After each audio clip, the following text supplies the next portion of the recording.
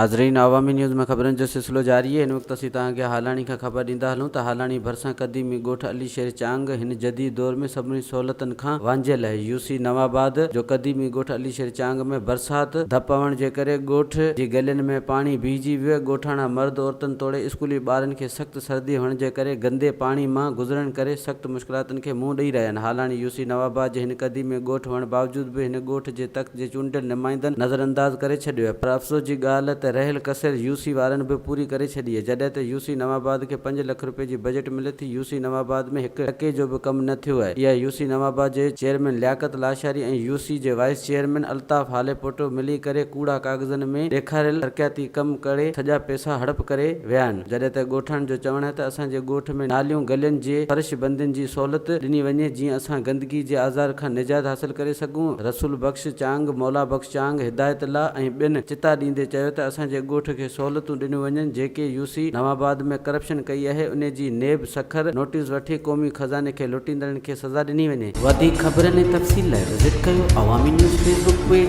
YouTube page ऐं अवामी news website.